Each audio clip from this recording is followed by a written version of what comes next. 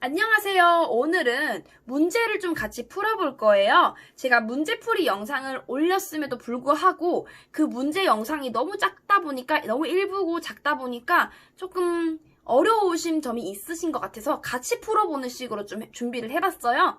문제는 2011년도 5회 제과기능사에서 이제 문제를 같이 풀 거고요.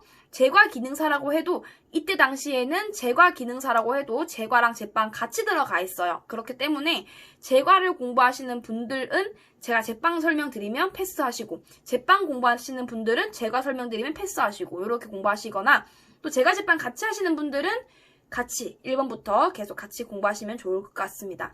오늘은요 1번부터 60번까지가 아닌 1번부터 20번까지만 문제를 같이 풀어보고, 다음 시간에는 21번부터 40번, 다음 시간에는 41번부터 60번 이런 식으로 끊어서 공부를 좀 하도록 하겠습니다.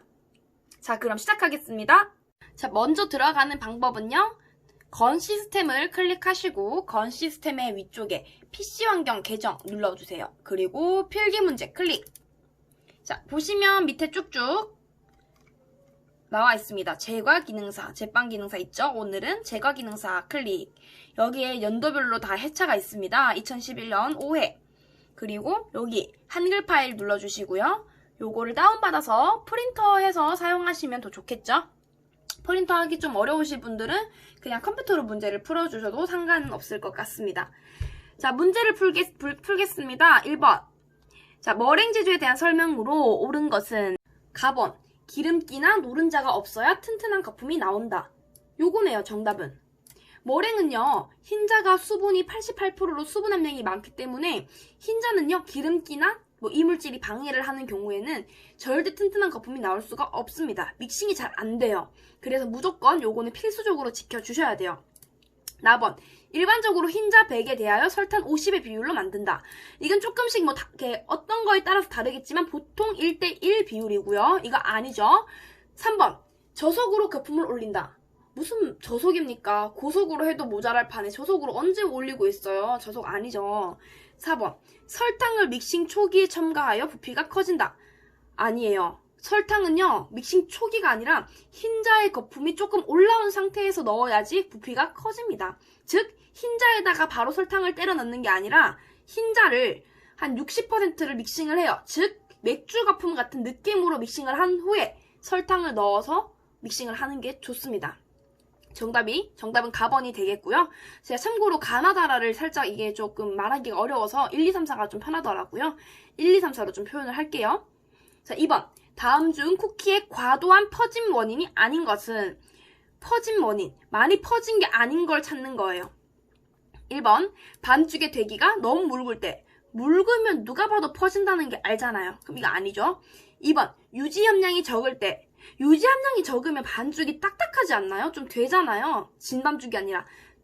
결론적으로 보면은 된 반죽보다는 진 반죽이 잘 퍼집니다. 그냥 누가 봐도 딱딱한 것보다는 묽은 게 퍼진다는 그런 느낌이 있잖아요. 그죠? 유지 함량이 적을 때 많아야지 많이 퍼지죠. 정답은 나번이 되겠고요. 3번, 설탕 사용량이 많을 때 당연히 많이 퍼지죠. 왜냐면 설탕은 단맛도 내지만 설탕 자체는 팽창작용을 하기 때문에 설탕 사용량이 많으면 그만큼 많이 퍼집니다. 4번, 굽는 온도가 너무 낮을 때. 여기서 오해를 하시는 분이 계세요. 자, 너무 낮다. 너무 높을 때와 너무 낮을 때 차이점 알려드릴게요. 너무 높을 경우에는요, 얘가 팽창도 하기 전에 위에 색이 났어요. 위에 색깔이 났다는 건 뭐예요? 위에 껍질이 좀 딱딱해졌다는 뜻입니다. 그럼 얘가 위에 색이 나고 위에 껍질이 딱딱해져서 반죽을 잡아주는데, 그럼 얘 퍼질 수가 없어요. 반죽을 잡아주기 때문에. 그래서 얘는 안 퍼지는데, 온도가 너무 낮다는 거는요, 열은 꾸준히 받지만 색은 아직 안 났다는 거예요. 반죽이 아직도 무르다는 뜻이죠. 그러니까 서서히 열을 받으면서 서서히 많이 퍼진다는 거죠. 그래서 이거는 아니고요. 정답은 나번이 되겠고요. 3번, 반죽형 케이크의 반죽 제조법에 대한 설명으로 틀린 것은, 자, 크림법 아시죠? 유지에다가 설탕 넣고 맞고요. 블렌딩법, 밀가루의 유지, 피복 맞고요. 설탕물법, 설탕 전체를 넣어 포화 용액을 만든다? 무슨 소리입니까? 포화라는 말 들어보지도 않았어요. 그죠? 설탕물법은요, 말 그대로 설탕물, 액당, 설탕 2대, 물 1의 비율로 해서 만드는 방법입니다. 정답은 다번이 되겠고요. 라번 같은 경우는 1단계법 맞죠? 모든 재료를 한꺼번에 넣고 믹싱하는 방법이다. 맞잖아요. 다른 말로 단단계법이다. 바로 찾을 수가 있겠네요. 4번. 일반적으로 초콜릿은 코코아와 카카오 버터로 나누어져 있다. 초콜릿 56%를 사용할 때 코코아의 양은 얼마인가요? 자, 코코아와 카카오 버터의 함량만 알면 됩니다. 코코아는요, 뭐죠? 8분의 5. 카카오 버터는요, 8분의 3. 그럼 어떻게 돼요? 56에서 적어볼게요. 56에서 곱하기 코코아니까 8분의 5. 8분의 5가 되겠죠? 그럼 뭐예요? 8, 7에 56, 7, 5, 35. 35가 정답이네요. 이해되시나요? 여기 56%에서 코코아의 양을 구하시면 돼요. 8분의 5. 56 곱하기 8분의 5 하면 정답을 찾을 수가 있는 거죠. 이런 문제 굉장히 잘 나오니까 이것도 유의해서 보시고요. 자, 5번. 반죽 온도 조절을 위한 고려사항으로 적절하지 않는 것은 가번. 마찰 개수를 구하기 위한 필수적인 요소는 반죽 결과 온도, 원재료 온도, 작업장 온도, 사용되는 물 온도, 작업장 상대 습도이다. 딱 봐도 아니잖아요. 이거는 상대 습도가 왜 들어갑니까? 무슨 말입니까? 이게 온도를 구하는데 온도가 있어야죠. 상대 습도는 뭡니까? 얘 아니에요. 그냥 누가 봐도 아니에요. 마지막 읽어보지도 마세요. 진짜. 딱 봐도 아닌 거. 상대 습도란 말 들어갔잖아요. 우리가 마찰계수 공식, 물 사용수 공식 이런 거 제가 외우라고 말씀드리죠. 외우면 답 나오잖아요. 이게 없다는 것을. 그럼 답은 가번이 되는 거죠. 6번. 파운드 케이크를 팬닝할 때 밑면의 껍질 형성을 방지하기 위한 팬으로 가장 적합한 것은 이중팬. 파운드 케이크 하면 무조건 이중팬을 떠올리셔야 됩니다. 이건 제가 한번 설명을 드렸었어요. 파운드 케이크는 이제 틀은 좁고 높은데 반죽 자체는 무겁기 때문에 속까지 천천히 익혀주려면 윗면에 이제 위에다가 팬 하나 덮어가지고 천천히 열을 받게 해서 익혀준다. 그래서 이중팬을 사용해서 껍질 형성을 방지하는 거죠. 정답은 나번. 7번. 유화제를 사용하는 목적이 아닌 것은 유화제 뭔지 아시죠? 물과 기름을 잘 섞이게 해주는 역할, 유화제. 1번. 물과 기름이 잘 혼합되게 한다. 맞고요. 2번. 빵이나 케이크를 부드럽게 한다. 맞습니다. 유화제가요. 잘 섞이게 하는 것도 있지만 얘가 수분을 잡아주는 수분 보유력이 있기 때문에 굉장히 빵 자체를 촉촉하고 부드럽게 만들어줘요. 자, 그리고 3번. 빵이나 케이크가 노화되는 것을 지연할 수 있다. 말 그대로 수분 보유력이 있는 것들은요. 다 노화가 좀 지연되는 편이에요. 맞고요.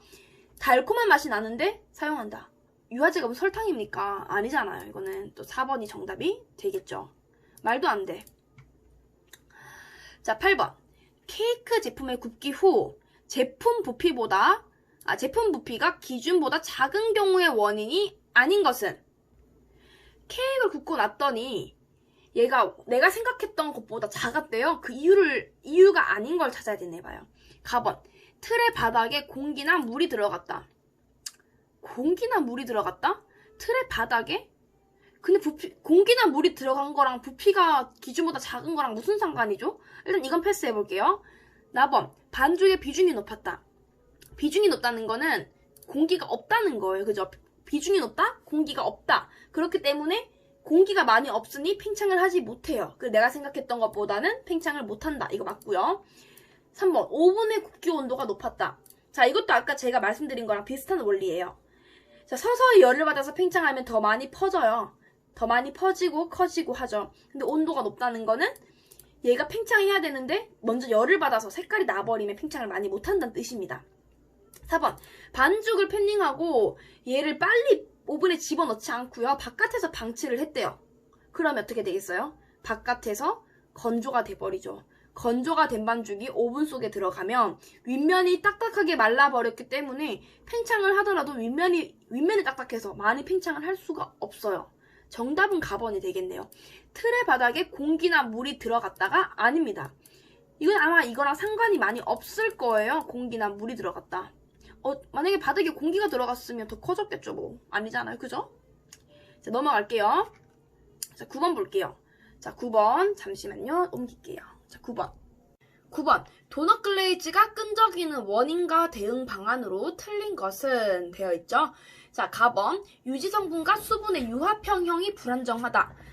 유지와 수분의 유화가 평형이 불안정하다는 이유로 무작정 유화제를 높인다는 거는 조금 말이 안 됩니다. 물론 유화제를 높일 수는 있지만 원재료 중에는 유화제 함량을 무작정 높인다는 건 사실 말이 안 돼요. 일단 가번이 틀렸고요. 나번 보시면 온도와 습도가 높은 환경이잖아요. 그럴 때 당연히 냉장 진열장을 사용하는 것이 맞고, 안정제나 농후화제기 부족하다, 뭔가 좀 걸쭉하게 만드는 것이 부족하다, 그럴 때에는 글레이즈 제조할 때 첨가된 검류의 함량을 높여주는 거예요. 검류라고 하는 것은요, 조금 얘가 이제 끈적끈적하게 만드는, 좀 엉겨붙게 해주는 그런 역할을 하는 게 검류인데, 안정제랑 농후화제가 부족하니까 여기에다 검류를 좀 첨가하는 것이 좋다가 되는 거죠. 라번, 도넛 제조 시 지친 반죽, 2차 발효가 지나친 반죽 사용. 이럴 때에는 이제 표준 제조 공정, 좀 믹싱을 좀 잘하고 발효 잘 시키고 좀 이런 거를 좀 준수하자가 정답이 되는데요. 사실 근데 이런 문제가 조금 말이 안 되는 게, 어떻게 보면 안정제, 농후화제 부족도 사실은 끈적이는 원인하고 뭔가 조금 관련이 조금 이상한 것 같긴 해요. 근데 이런 문제가 좀 잘 나온다는 거죠. 이럴 때는 그냥 약간 좀 해석하기 나름이지만 좀 정말 말이 좀 안 되는 거를 좀 찍어주시면 좋을 것 같아요. 10번, 도넛 튀김용 유지로 가장 적당한 것은? 우리 도넛 튀길 때 뭐 써요? 식용유 이런 거 쓰잖아요. 그럼 식용유 같은 거 뭐 있어요? 면실유죠. 면실유가 액체 식용유, 액체 오일이죠. 액체 오일. 라드, 돼지 기름, 유화 쇼트닝, 유화제가 들어간 쇼트닝, 버터, 이건 다 고체잖아요. 고체를 어떻게 튀길 수 있겠어요? 발연점이 낮아서 다 탑니다. 물론 뭐 옛날에 핫도그는요, 약간 쇼트닝으로 튀겼다는 말도 있어요. 그 핫도그의 맛있는 맛이 있죠. 그 맛이 약간 라드 또는 쇼트닝으로 튀겼을 때 그 맛을 좀 낸다고 하더라고요. 옛날입니다. 자, 넘어갈게요. 11번. 초콜릿 제품을 생산하는데 필요한 도구는 초콜릿 만들어 보셨나요? 우리 만두도 뭐 집에서 그냥 집에 있는 도구로 사용해서 만들잖아요. 근데 초콜릿 이거 문제 나오면 무조건 디핑 포크입니다. 초콜릿을 뭐라 해야 될까요? 주변에다가 초콜릿, 뭐 코코아 파우더를 묻히든 초콜릿을 코팅하든 초콜릿 자체를 들고 코팅하는 곳에 묻힐 때 사용해야 되는 게 포크. 포크로 내가 초콜릿을 찍어서 코코아 파우더에 올린다고 생각하시면 돼요. 그럼 디핑 포크가 정답이 되겠죠? 오븐 아니고요. 파이롤러 아니죠. 파이롤러 뭐예요? 파이롤러는 뭐예요? 밀어펴는 기계잖아요. 반죽을 밀어펴는 기계, 얇게 밀어펴는 기계가 바로 파이롤러가 됩니다. 워터 스프레이 이건 뭐 아니고요. 자, 12번. 화이트 레이어 케이크의 반죽 비중으로 가장 적합한 것은? 레이어 케이크 나왔어요. 앞에 화이트란 말에 낚이지 마세요. 레이어 케이크 뭐예요? 반죽형 반죽에 속해 있는 케이크, 레이어 케이크잖아요. 레이어 케이크. 반죽형의 반죽 비중이 보통 어떻게 되죠? 낮나요? 높나요? 반죽형이니까 당연히 비중은 높아요. 그래서 여기서 높은 걸 찾는데 너무 높은 거 0.9 이거는 거의 아닌 거고요. 0.45는 이건 아니고 이거는 너무 가벼운 거잖아요. 0.6에서 7도 가벼운 편에 속합니다. 정답은 라번 0.75에서 0.85. 대체적으로 반죽형의 비중이 0.75에서 0.85, 0.8 정도를 중점으로 두고 있습니다. 이거 문제 많이 틀리세요. 화이트란 말에 순간 낚여서 뭔가 좀 깨끗해 보이는 느낌이 들어서 가볍나? 라는 생각에 이걸 찍는데 이거 절대 낚이지 마세요. 레이어는 반죽형 0.75에서 0.85가 정답이 됩니다. 13번. 케이크 반죽이 30L 용량의 그릇 10개에 가득 차 있다. 이것으로 분할 반죽 300g짜리 600개를 만들었다. 이 반죽의 비중은 나와 있어요. 진짜 이런 거 너무 싫은데 저도 솔직히 개인적으로 수학 싫어해요. 저도 엄청 싫어하는데 그냥 하는 거거든요. 자, 일단 볼게요. 30 곱하기 10. 왜? 30개가 10개니까. 그러면 300개란 뜻이죠. 300개가 나온다는 거예요. 30m 용량의 그릇이니까 300m가 나온다는 뜻이네요. 300m. 일단 적어 놓을게요. 글씨가 조금 안 보이지만 300m가 나온다는 뜻이고. 자, 분할 반죽 300g짜리 600개. 300g에 600개면은 곱하기 하면 몇이에요? 18만인가요? 18만 g을 키로수로 바꾸면 1g당 1kg당 1000g이니까. 그러면 180kg이 되네요. 180kg. 맞죠? 180kg.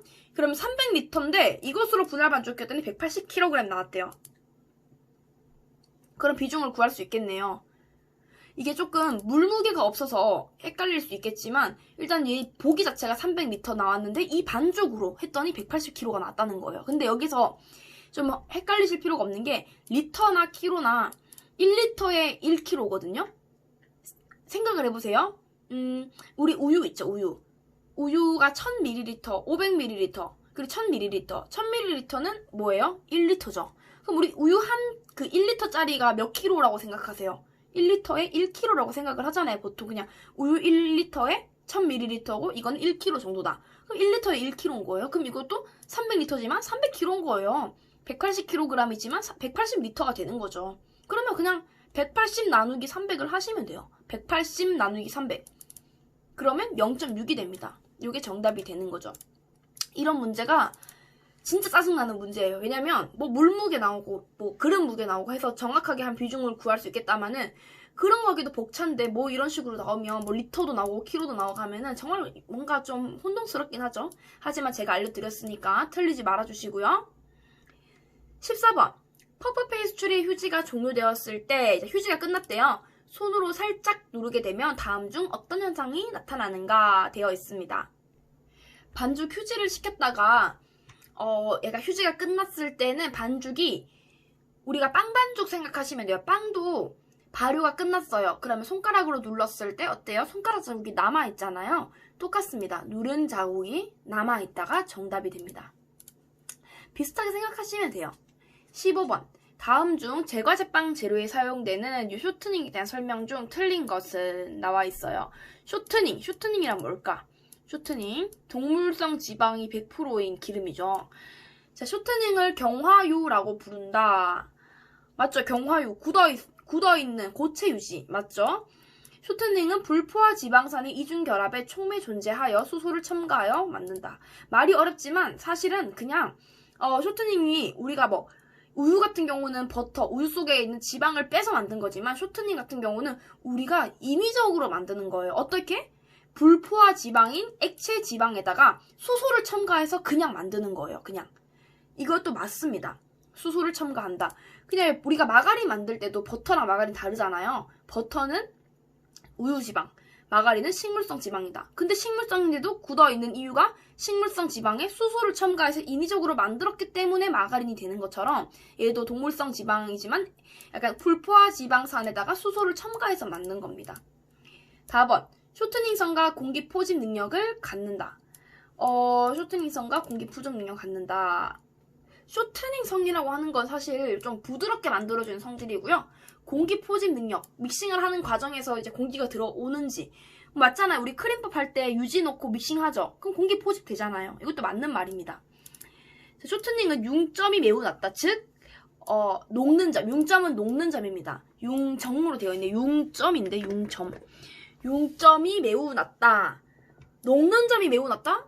쇼트닝만을 가지고? 이거는 아니에요. 저도 솔직히 쇼트닝이 뭐가 제일 낮은지는 모르겠어요. 저도. 근데 쇼트닝이 아니라는 건 알고 있습니다.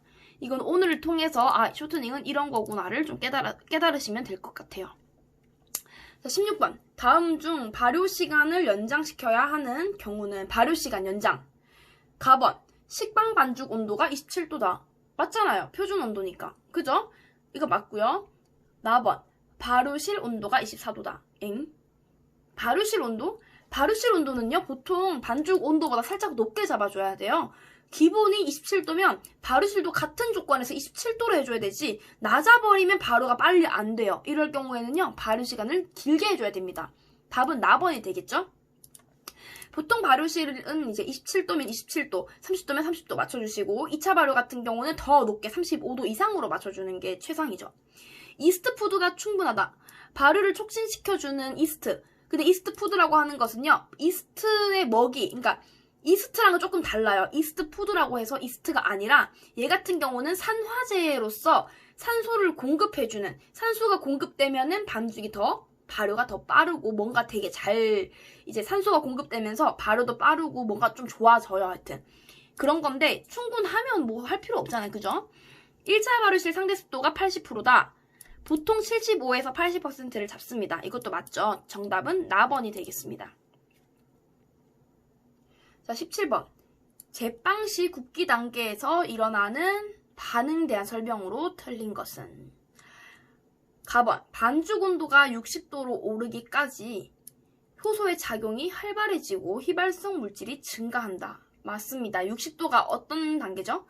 이스트도 사멸하고 오븐 스프링에 의해서 반죽이 이제 전분도 호화되고 이스트도 사멸되고 오븐 스프링에 의해서 반죽이 팽창하는 그때까지는 효소의 작용이 활발한 게 맞습니다. 4번. 글루텐은 90도부터 굽기 시작하여 빵이 다 구워질 때까지 천천히 계속된다. 글루텐의 응고 온도 외우셨죠? 몇 도예요? 74도입니다. 누가 봐도 아니에요. 90도가 아니라 74도가 되는 거죠. 이런 건 바로 찍어서 정답을 체크해 주시면 돼요. 자, 4번. 반죽 온도가 60도에 가까워지면 아까 말씀드린 거 이스트가 죽기 시작한다. 그와 함께 전분이 호화한다. 맞습니다. 자, 4번. 표피 부분이 160도를 넘어서면 당과 아미노산이 마이야르 반응을 일으켜 멜라노이드를 만들고 당의 캐러멜화 반응이 일어나고 전분 엑스트라 분해된다. 이거 말이 어렵지만 쉬운 게 그냥 160도에서 180도 사이에 색깔이 나요. 빵의 색깔. 그때 그 색깔이 나는 것을 캐러멜화라고 하거든요. 캐러멜화. 자, 마이야르랑 캐러멜화의 반응 차이점은요. 캐러멜화는 이제 당에다가 열을 받았을 때 색이 나는 거고요. 마이야르는 당에다가 열을 받지만 약간의 단백질도 섞였을 때 색이 나는 걸 마이야르라고 해요. 결론은 갈색 반응이에요. 결론은 갈색 반응이지만 어떤 것이 섞여 있냐에 따라서 반응의 이름이 다른 거기 때문에 헷갈리실 필요 없어요. 그냥 이 두 가지의 갈색 반응은 160도에서 180도 사이에서 일어난다가 됩니다. 정답은 4번이 되겠죠? 자, 그럼 18번 볼게요. 18번. 자, 어느 제과점의 이번 달 생산 예상 총액이 1,000만 원일 경우 목표 노동 생산성은 5,000원, 생산 가동 일수가 20일, 1일 작업 시간 10시간인 경우 소요 인원은 저 이거 하기 싫어요. 정말 솔직히 말해서. 나도 수학, 이거 완전히 수학이잖아요, 사실. 얘도 머리를 또 굴러야 되겠죠? 머리를 어떻게 굴러볼까요? 이번 달 생산 예상 총액이 1,000만 원인데 목표 노동 생산성은 5,000원. 이게 시급이에요, 시급. 시인이라고 하는 게 1인당 5,000원씩 준다는 거고요. 생산 가동 일수가 20일. 1일 작업시간 10시간이잖아요. 그러면 10시간에 시급이 5,000원이면 얼마예요? 한 달에 5만 원인 거죠. 하루에 5만 원인 거죠. 5만 원에 곱하기 20. 그러면 5만 원에 5만 원을 20번 받았어요. 그러면 뭐죠? 5만 원 곱하기 20 하면은 5, 20, 100만 원인가요? 맞죠? 100만 원. 그러면 1,000만 원 만들려면은 100만 원, 1,000만 원에서 나누기 100을 하면 10명이 되잖아요. 정답은 라번이네요. 뭔가 저 혼자 푼 것 같지만 이거는 그냥 진짜 완벽한 수학이거든요. 왜 이렇게 찌직거리지? 잠시만요. 눈이 아프시겠다. 자, 완벽한 수학인데요. 그냥 이렇게 시인 나왔다는 게 1인당 시급이에요. 1인당 시급. 그럼 이 사람이 하루 1시간에 5,000원이면 10시간 하면 5만 원이고 5만 원에서 20일 하면은 100만 원이고 그럼 1,000만 원인 경우에 이제 10명이 해야지만이 될 수 있다 이런 내용인 것 같아요. 이런 거 정말 안 나왔으면 좋겠습니다. 저도 싫습니다, 진짜.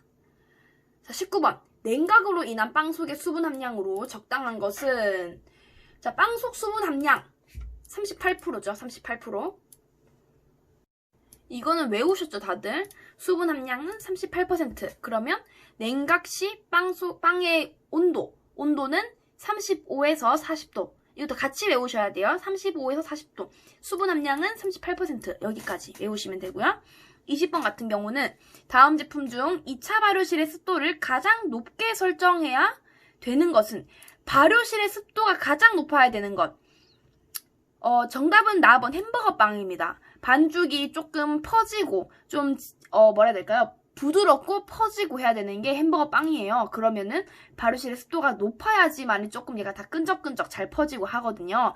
호밀빵, 블란스빵 같은 경우는 반죽 자체가 조금 딱딱한 하스브레드에 속해 있죠. 하스브레드. 약간 좀 반죽이 겉은 바삭하고 속은 촉촉한 그런 느낌이기 때문에 칼집을 내야 되는 이런 빵들은 2차 발효실 습도를 낮게 해줘야 됩니다. 그리고 빵도넛 같은 경우는 튀겨야 되는데 빵이 너무 끈적거려. 어떻게 튀기겠어요, 손으로.